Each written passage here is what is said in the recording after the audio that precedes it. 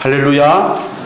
오늘은 세 명의 부자와 삭개오라는 제목으로 말씀을 드리겠습니다. 누가복음에 보면 네 명의 부자 이야기가 나옵니다. 아쉬운 것은 부자가 되는 비결을 가르쳐주는 말씀이면 좋을 텐데 그런 말씀은 아닌 것 같습니다.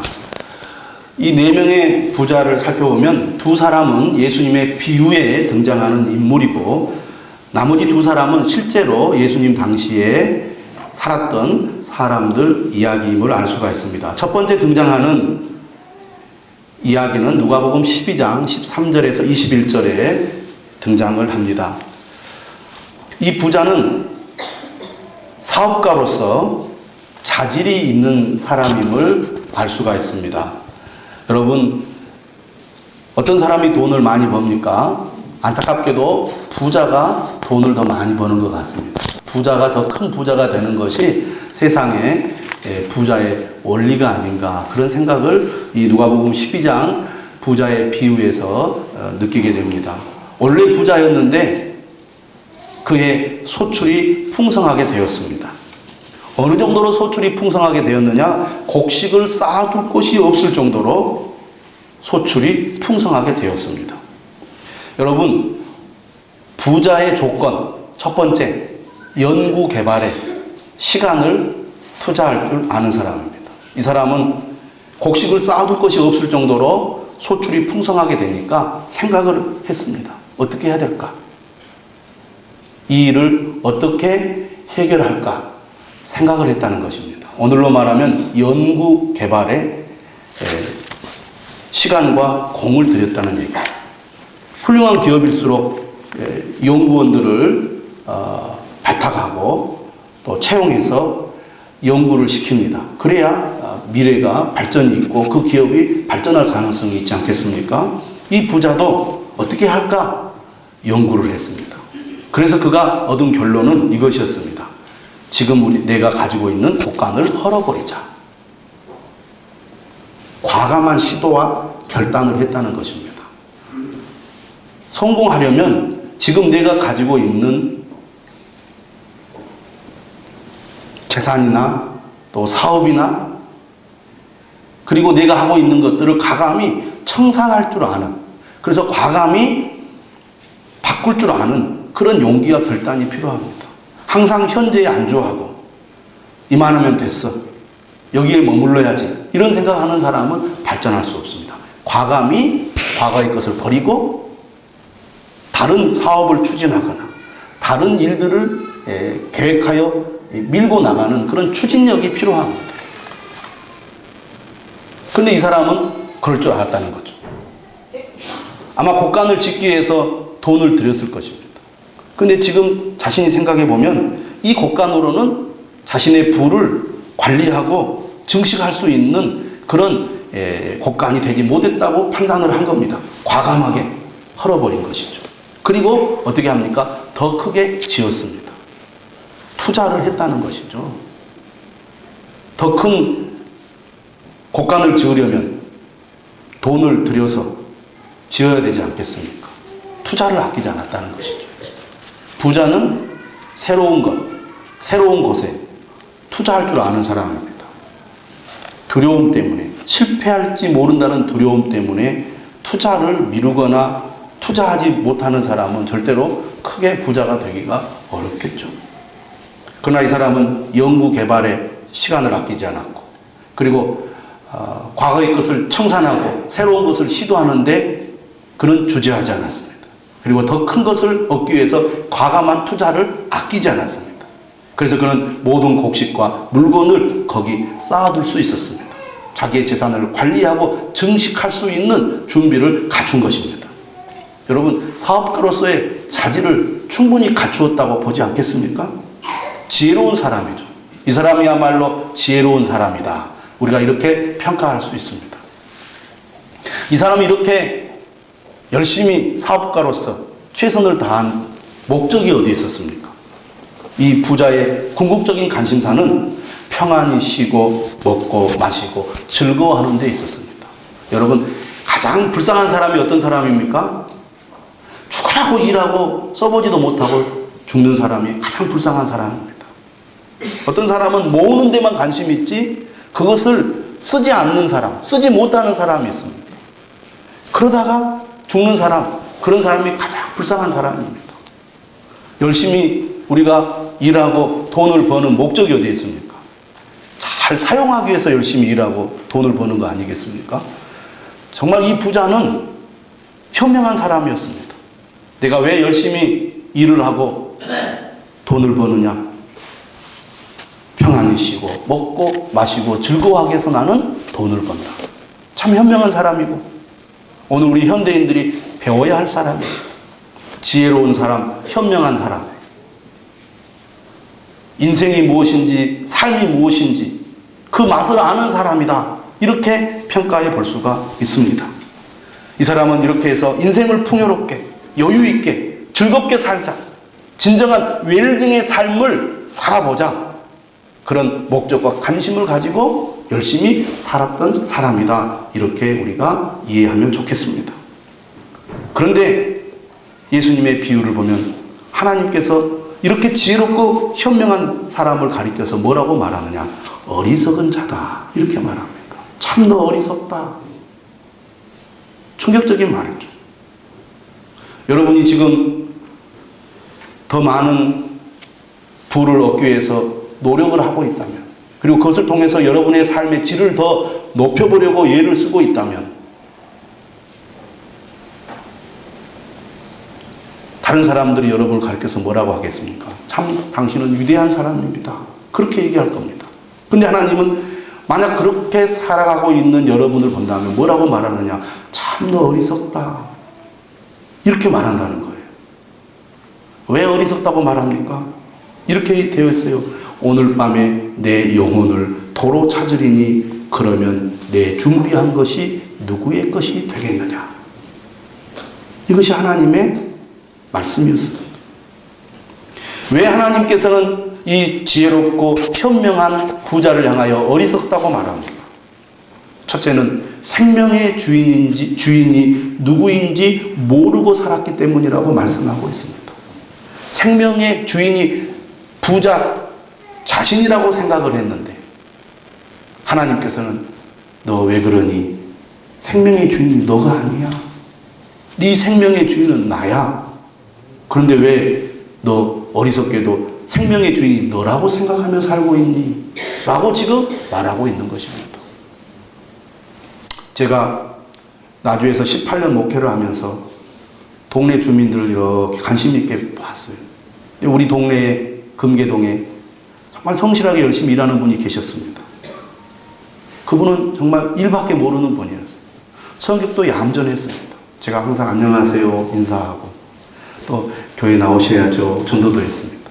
근데 이분은 열심히 일을 했고 또 퇴근하고는요 열심히 우리 그 나주천 거기를 계속 돌면서 운동을 열심히 하시더라고요. 그런데 어느 순간에 보니까 안 보여요. 어디 가셨습니까? 부인에게 물어봤더니 아프시다는 거예요. 또 얼마 지나고 나니까 돌아가셨다는 겁니다. 아직 정정할 나이, 연세가 그렇게 많이 들지 않았는데 그렇게 돌아가셨더라고요. 열심히 사시는 분이었고 또 열심히 운동하는 분이었어요. 한눈 팔지 않고. 그리고 그렇게 살았는데 그렇게 갑자기 세상을 떠나시더라고요.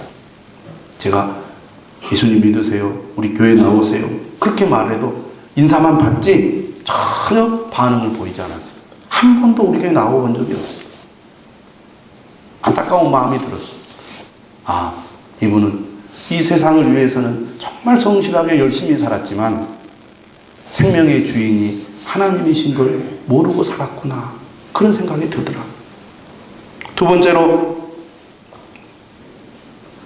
이 부자는 왜 어리석은 자라고 그렇게 지탄을 받았습니까? 재물이 내 생명을, 내 삶을 보장해 주지 못한다는 것을 몰랐기 때문입니다. 재물을 많이 모으면 그 재물이 나를 풍요롭게, 여유있게, 즐겁게 살도록 인도해 줄 거라고 생각을 했습니다. 그런데 사실 그렇지 못했던 것이죠. 예수님은 이 비유에 대해서 이렇게 평가를 하십니다. 자기를 위하여 재물을 쌓아두고 하나님에 대하여 부요하지 못한 자가 이와 같으니라. 하나님께 대하여 부요하지 못한 삶을 살았기 때문에 예수님은 이 부자를 가리켜서 어리석은 자라고 얘기하고 있습니다. 여러분, 우리의 삶은 어떻습니까?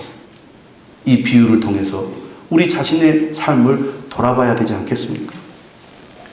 미래를 대비하기 위하여 재산을 축적했지만 미래를 대비하는 진정한 방법이 되지 못했다고 예수님은 말씀을 하고 있기 때문입니다. 이 사람은 이 세상에만 집중했지 정말 그에게 다가오는 죽음을 전혀 대비하지 못했다는 것이 이 사람의 안타까운 현실이었다는 것입니다. 두 번째 부자 이야기는 누가복음 16장에 나오는 부자와 나사로 이야기입니다. 이 부자와 나사로 이야기는 이 사람이 어떻게 해서 돈을 모았는지, 돈을 관리했는지, 부자가 되었는지 자세하게 설명하고 있지 않습니다. 다만 좋은 옷을 입고 날마다 호화롭게 즐기며 살았다는 이야기로만 머뭅니다. 이 부자와 나사로 이야기에서의 초점은 어디에 있습니까? 죽음 이후에 또 다른 삶이 있다는데 이 부자 이야기에 초점이 있습니다. 이 세상의 삶이 전부인 줄 아느냐? 아니다. 죽음 이후에 또 다른 삶이 있다. 이것이 예수님이 강조하고자 하는 말씀이었습니다. 그러나 이 부자는 현실만 중시하고 살았지 죽음 이후에 또 다른 삶이 있다는 것을 전혀 알지 못했습니다. 결국 어떻게 되었습니까? 지옥의 고통과 형벌을 받았다는 것입니다. 오늘 우리도 이 세상을 살아가면서 이 세상이 전부라고 생각하며 살아갈 때가 얼마나 많이 있습니까? 그리고 죽음 이후에 세계가 있다? 별로 깊이 생각하지 않습니다. 안 가봤는데, 증명이 되지 않는데 어떻게 장담할 수 있느냐 이렇게 말합니다. 그러나 뒤집어서 우리가 생각해 볼 필요가 있어요. 만약에 있으면 어떻게 할 겁니까? 갔는데, 죽었는데 죽음이 끝이 아니고 죽음 이후에 또 다른 삶이 있으면 그때는 어떻게 하시겠습니까? 예수님은 누구보다도 지옥에 대해서 말씀을 많이 하고 있습니다. 우리는 예수님을 믿기 때문에, 지금도 살아계셔서 우리 가운데 예수님이 계시다는 것을 믿기 때문에 우리는 예수님의 말씀을 믿습니다. 예수님이 강조하신 말씀이기 때문에 우리는 더더욱 귀를 기울여 들어야 합니다. 이 세상이 전부라고 생각하고 살아가서는 안 된다는 얘기입니다. 이 부자가 어떻게 합니까? 세상을 떠나서 음부에 갑니다. 지옥에 가게 되죠. 거기에서 뭐라고 말합니까? 아브라함을 부릅니다. 아버지 아브라함이여 나를 긍휼히 여기사 나사로를 보내어 그 손가락 끝에 물을 찍어 내 혀를 서늘하게 하소서. 얼마나 고통스러우면 다른 거 바라지 않습니다. 물 한 방울이라도 내 혀에 닿아서 이 고통스러운 이 순간을 벗어나고 싶습니다.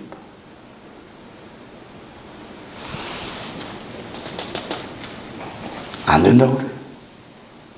죽음 이후에 또 다른 기회가 주어지지 않는다는 얘기입니다. 그러니까 부자가 뭐라고 말합니까? 자기가 너무 고통스러운데 자기는 여기에서 어떻게 돌이킬 수가 없으니까 다시 아브라함을 부릅니다. 아브라함, 아버지 아브라함이여 나사로를 우리 집에 보내서 내 형제 다섯이 있는데 내 형제 다섯은 이 고통스러운 지옥에 오지 않게 해주십시오. 간절하게 부탁을 합니다. 지옥은 절대로 가서는 안 된다는 겁니다. 죽음이 끝이 아니라 이 세상의 삶이 전부가 아니라 죽음 이후에 또 다른 삶이 있다는 것을 강력하게 얘기하는 거예요.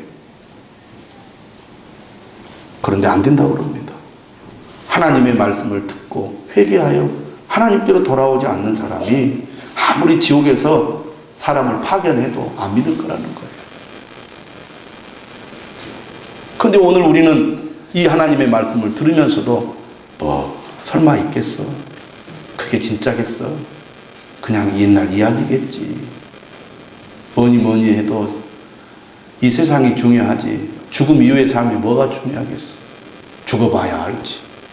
그런 식으로 우리는 너무나 쉽게 생각하고 있지 않느냐 하는 겁니다. 그러나 오늘 여러분들이 이 자리에 앉아 있다면 하나님의 말씀을 여러분이 듣고 있다면 정말 이 말씀을 우리가 귀 기울여 들어야 합니다. 나는 지금 어떻습니까? 나는 지금 어떤 삶을 살아가고 있습니까? 이 세상이 전부라고 이 세상만을 위해서 살아가고 있지 않습니까?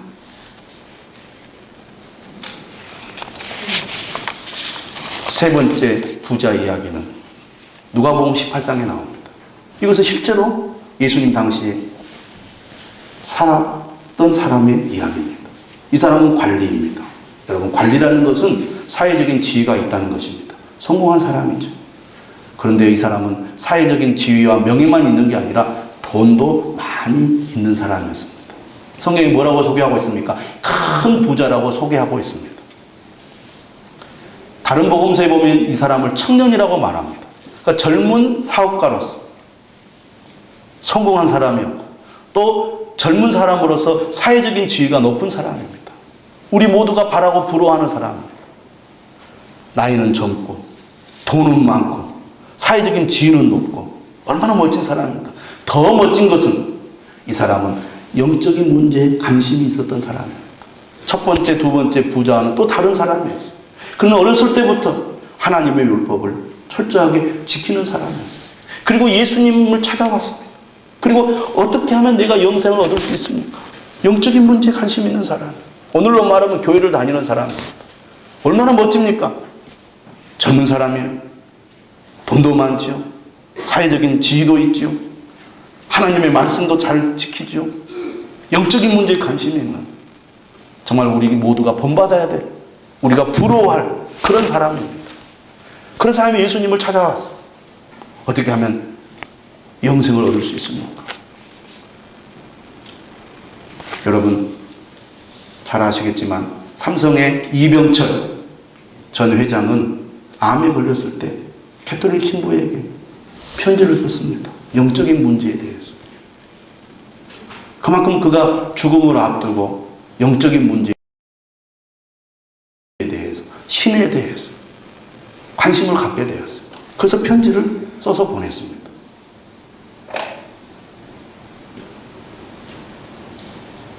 오늘 이 부자도 이 세상을 살면서 이 세상의 삶에 진정한 만족을 얻지 못하고 있었다고 볼 수 있습니다. 그래서 영생에 대한 관심을 가지고 물었지 않았겠습니까? 관심을 가지고 예수님을 찾아가서 질문을 던졌다는 것은 매우 좋은 태도라고 볼 수가 있습니다. 그런데 예수님은 그런 그에게 뭐라고 말하느냐면 네게 아직도 한 가지 부족한 것이 있다. 너에게 있는 것을 다 팔아서 가난한 자들에게 나눠주어라. 그리하면 하늘에서 너에게 보화가 있을 것이다. 그리고 와서 나를 따르라. 이렇게 말씀하십니다. 그런데 이 말을 듣고 이 부자가 큰 근심을 했다고 성경을 소개하고 있습니다. 여러분, 이 사람은 누릴 것 다 누려본 사람이고, 그리고 사회적인 지위도 가지고 있는 사람이고, 영적인 문제에 관심이 있는 사람인데, 예수님의 말씀을 듣고 마음이 크게 흔들려 버립니다. 이유는 그가 큰 부자였기 때문이라고 예수님 성경은 말하고 있습니다. 무슨 얘기입니까? 이 사람은 정말 영생에 관한 관심은 있기는 있었지만 진정으로 그 마음의 주인이 하나님은 아니었다는 것이 예수님의 판단이었습니다. 그래서 예수님은 시험을 한 거예요. 네가 가지고 있는 걸 다 팔아서 가난한 자들에게 주라. 그런데 거기에서 마음이 흔들려 버린 것입니다. 이병철 회장도 마찬가지입니다. 영적인 문제에 관심은 가졌지만 그가 그 문제 앞에 고민하면서 그의 삶을 돌이켜 하나님께로 나아가지는 못했다는 겁니다. 죽음을 앞두고도 정말 그에게 소중한 것이 무엇인지 결단을 못한 것이죠. 오늘날에 그런 사람들이 많이 있습니다. 오늘 이 자리에 앉아있는 우리들도 그렇지 않습니까? 우리가 교회에 나온다는 것, 예배를 드린다는 것, 말씀을 듣는다는 것은 영적인 문제에 관심이 있다는 것을 의미합니다. 이 부자 관리처럼 어떻게 하면 영생을 얻을 수 있습니까? 관심이 있다는 것이죠. 물질적인 삶이 전부가 아니잖아요. 그런데 문제는 우리의 관심으로만 그칠 뿐이지 정말 삶의 근본적인 변화를 우리가 주지 않는다면 그것은 진정한 믿음이 아니라는 것이에요. 예수님 말씀은. 예수님이 이 부자를 향해서 뭐라고 하십니까? 부자를 향해서 이렇게 얘기를 해요. 예수께서 그를 보시고 이르시되 재물이 있는 자는 하나님의 나라에 들어가기가 얼마나 어려운지 낙타가 바늘기로 들어가는 것이 부자가 하나님의 나라에 들어가는 것보다 쉬우니라. 이 말을 냉정하게 얘기하면 부자는 절대로 천국에 못 간다, 그런 얘기예요. 천국에 갈 생각도 하지 말아라, 그런 얘기입니다. 그 말을 알아들은 사람들이 뭐라고 질문하느냐면 그런즉 누가 구원을 얻을 수 있습니까? 이렇게 질문을 합니다. 그러자 예수님 뭐라고 대답하시냐면 무릇 사람이 할 수 없는 것을 하나님은 하실 수 있느니라. 따라서 합시다. 사람이 할 수 없는 것을 하나님은 할 수 있습니다. 구원은 하나님의 은혜가 아니면 불가능한 것입니다. 인간의 생각, 인간의 마음으로는 구원을 받을 수 없습니다. 그러면 누가 구원을 받을 수 있습니까?에 대한 답변이 오늘 본문에 나오는 겁니다. 오늘 본문 네 번째 부자 삭개오입니다. 여리고는 누가복음에서 참 의미 있는 장소로 소개가 되고 있습니다. 선한 사마리아인의 이야기도 여리고 근처에서 일어난 사건입니다. 이 삭개오는 부자였습니다. 그런데 첫 번째, 두 번째, 세 번째와는 다른 부자였어요. 첫 번째, 두 번째, 세 번째 부자는 어떤 부자였습니까? 부족함이 없는 부자였습니다. 여러분, 어떤 사람이 하나님을 찾습니까? 삶에 문제, 결핍이 있는 사람이 하나님을 찾습니다. 저는 여러분들이 부족함이 없이 사는 것을 부러워하지 마시고 오히려 내 삶에 결핍이 있고 문제가 있어서 하나님을 찾을 수 있다는 것을 감사하시기를 바랍니다.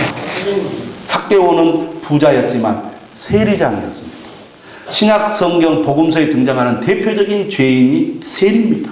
그 세리 중에 세리장이었으니 얼마나 더 사람들의 지탄을 받은 사람이었겠습니까? 민족의 반역자요, 돈밖에 모르는 아주 악한 사람이라고 사람들이 손가락질하고 따돌리고 사람 취급을 안 했습니다. 그래서 이 세리장인 삭개오는 돈은 많았지만 외로웠습니다. 그래서 예수님이 자기 마을에 오신다는 얘기를 들었을 때 그의 마음이 설레기 시작했습니다. 나는 돈은 많지만 외로운데 예수님은 혹시 나를 환영해 주지 않을까, 그런 기대를 했습니다. 예수님이 죄인의 친구라는 얘기를 이 삭개오도 들었을 것입니다. 하지만 오늘 성경에 보면은 이 삭개오는 정말 내가 예수님을 믿어야 되겠다, 내가 예수님을 붙잡아서 예수님을 내가 내 마음에 영접하여 이 예수님을 내가 따라야 살 수 있다, 그런 믿음이 있었던 사람이 아닙니다. 본문에 보면 그가 예수께서 어떠한 사람인가 보고자 했다 그랬어요. 호기심입니다. 기대감은 있었지만 정말 예수님을 믿고자 하는 마음의 준비가 되어 있었던 것은 아니라는 겁니다. 그러나 그런 결핍한 그의 삶의 환경이 예수님을 찾게 만들었고 예수님 가까이 가게 만들었던 겁니다. 그런데 안타깝게도 이 사람은 어떤 사람이었습니까? 키가 작았습니다. 여러분, 키가 조금 작은 것이 아닌 것 같아요. 예수님을 본인이 눈으로 볼 수 없을 정도로 키가 작았다는 것은 자기 앞에 있는 사람들이 머리 하나 정도는 있었다고 생각해 볼 수가 있습니다. 왜? 우리가 이렇게 살짝 발을 들면 좀 키가 작아도 볼 수 있잖아요. 근데 그 정도로 해가지고는 안 되겠다는 것이죠. 그 정도로 작았다는 겁니다. 키가 작아요. 세리장이니까 나이도 더 먹었겠죠. 부자니까 얼마나 많이 먹었겠습니까? 친구도 없고. 그러니까 당연히 살도 쪘을 것입니다. 지뚱 하고 그렇게 걸었을지 모릅니다. 배도 나오고 키가 작아요. 얼마나 참 볼품 없는 사람이었겠습니까? 그런데 예수님이 마을에 온다는데 사람이 많이 몰려서 도저히 예수님에게 접근할 수가 없어요. 그래서 이 사람이 생각한 것은 나무 위로 올라가자 이렇게 생각을 한 겁니다. 그런데 오늘 성경에 보니까요, 이 사람이 어떻게 했느냐면 예수님을 도저히 이렇게 대면할 수가 없으니까 앞으로 달려갔습니다. 예수님이 지나가는 그 길목을 예상하고 앞으로 달려갔다고 해서 걸어간 것도 아니고 뚱뚱한 사람이, 키가 작은 사람이, 나이가 많은 사람이 세리장이 달려간 거예요. 체면 다 무시하고 지뚱지뚱하면서 아마 달려갔을 것입니다. 그리고 나무에 올라가는데, 여러분 나이 먹은 키 작은 뚱뚱한 사람이 나무에 올라가는 게 쉬운 일이 아닙니다. 좀 날렵하고 힘이 있는 사람이 나무도 잘 올라가지. 그런데도 그는 예수님을 보려고 올라간 거예요. 그가 부족한 것이 없으면 거기에는 왜 나와 보겠습니까? 또 예수님 한번 얼굴 보고자 나무에 올라갈 일이 뭐가 있겠습니까? 삶에 문제가 있고 결핍이 있으니까 예수님 한번 보겠다고 올라간 겁니다. 할렐루야. 그래서 예수님이 지나가면 얼굴이라도 한번 내가 보겠다. 얼굴이라도 한번 봐야 되겠다. 지금처럼 사진이 있는 시대가 아니잖아요. 스마트폰이 있는 시대가 아니잖아요. 예수님이 어떻게 생겼는지도 모르잖아요. 안 보면. 한번 보고 싶은 거예요. 그래서 올라갔는데 예수님이 그곳을 지나갑니다. 많은 사람들이 예수님 주변에 몰려 있을 것이고, 아마 삭개오뿐만 아니라 다른 사람들도 다른 나무에 올라가서 예수님을 보고 있었던 사람이 있었을지 모릅니다. 그런데 예수님은 삭개오만 보고 멈추셨습니다. 그리고 삭개오의 이름을 불렀습니다. 삭개오야, 속히 내려오라. 내가 오늘 너희 집에 유하여야 하겠다. 여러분, 삭개오가 어떻게 변화되었습니까? 어떻게 구원을 받았습니까? 먼저는 그에게 결핍이 있었기 때문입니다. 그래서 주님 한번 보고 싶어 했습니다. 그러나 그가 구원을 받을 수 있었던 것은 예수님이 그를 부르셨기 때문입니다. 그래서 은혜인 거죠.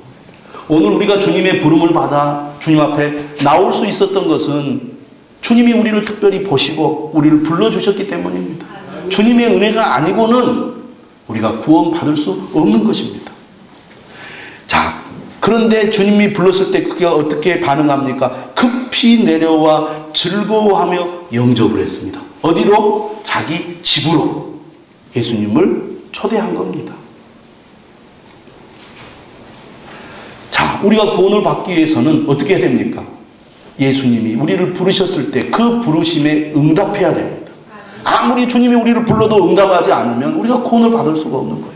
주님이 부르셨을 때 그는 아멘하고 응답을 했습니다. 그리고 자기 집으로만 예수님을 영접한 것이 아니었습니다. 어디로 예수님을 영접했습니까? 자기의 마음 속으로 예수님을 영접했습니다. 자신의 삶의 주인으로 예수님을 영접했습니다. 여러분, 단지 우리 집으로만 예수님을 영접해서는 안 됩니다. 내 삶의 주인으로 예수님을 영접해야 구원의 은총이 있게 될 줄로 믿으시기를 바랍니다. 마음으로 영접을 했어요. 주인으로 영접을 했습니다. 예수님을 영접하니까 어떤 변화가 일어납니까? 그의 삶이 완전히 바꾸어지는 것입니다. 삶의 주인이 자기 자신에서 예수 그리스도로, 삶의 주인이 재물에서 예수 그리스도로, 삶의 주인이 돈에서 예수 그리스도로 바뀌게 되더라, 그 말입니다. 진정으로 예수님을 영접하면 이렇게 바뀌게 되는 것입니다. 그것이 당연한 것이고 그것이 정상적인 것이고 그것이 자연스러운 것이라는 것이죠. 세 번째 부자에게는 그것이 없었던 겁니다. 진짜 영생을 얻기 원했다면 예수님의 부르심에 그가 어떻게 해야 됩니까? 순종했어야 되죠. 아멘으로 화답해야죠. 삶의 주인을 바꿔야죠. 그러나 그는 사실 예수님이, 하나님이 삶의 주인이 아니었어요.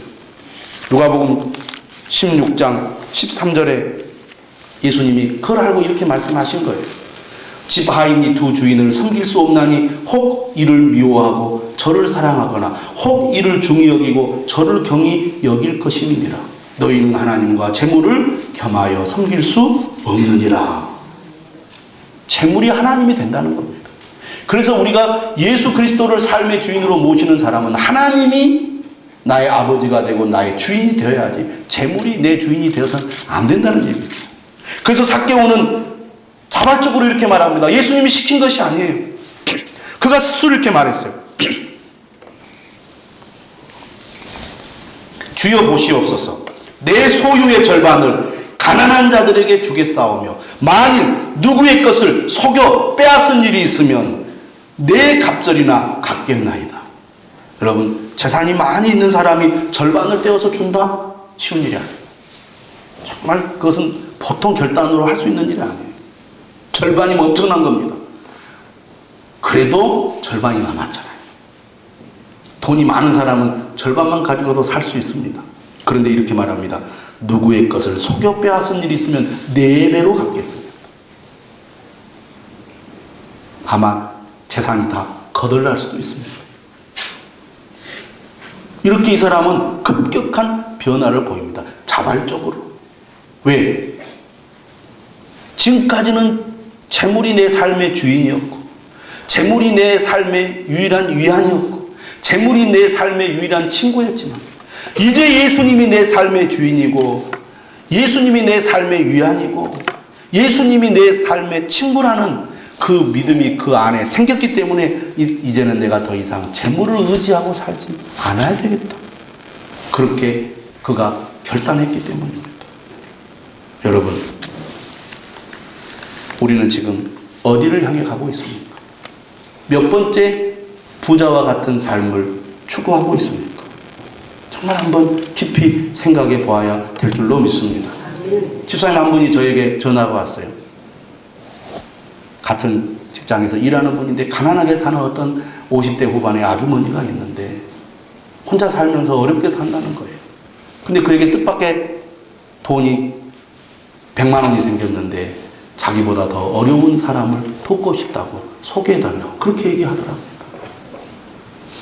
여러분, 내가 가진 것이 작기 때문에 남을 위해서, 하나님을 위해서 살 수 없습니다. 그렇게 말하는 분들이 많이 있습니다. 그런데요, 누가복음 18장에서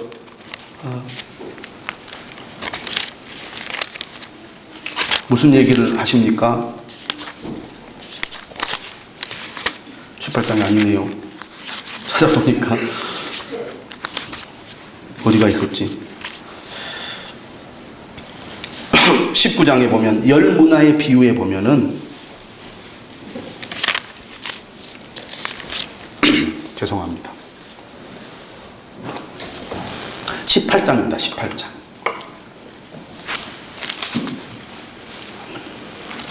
기억권에가 찾겠습니다.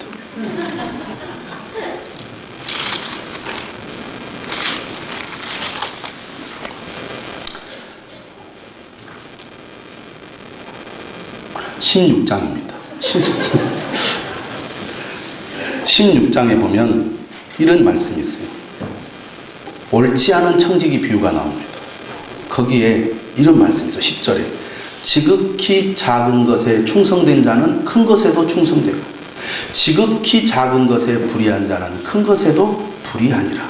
너희가 만일 불의한 재물에도 충성하지 아니하면 누가 참된 것으로 너희에게 맡기겠느냐?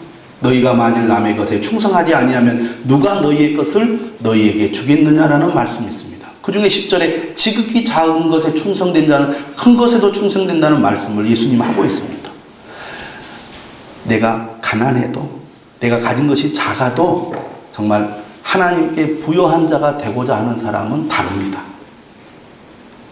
그런데 내가 가진 것이 작기 때문에 나는 그렇게 살 수 없습니다 하는 사람은 가진 것이 많아도 그렇게 못 산다 그 말입니다. 여러분, 교인들 가운데 이런 분들이 있습니다.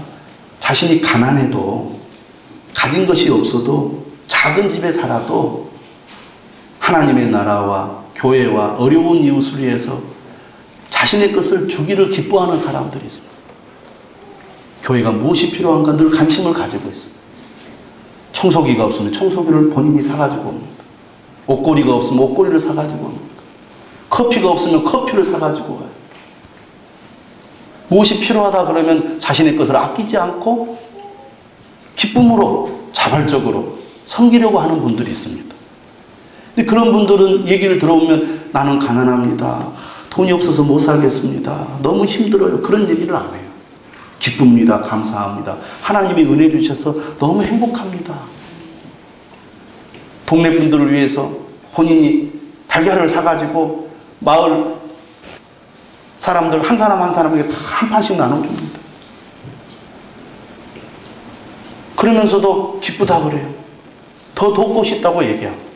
여러분, 우리가 정말 주님의 말씀대로 하나님께 부요한 그런 삶을 살면 불행해지지 않습니다.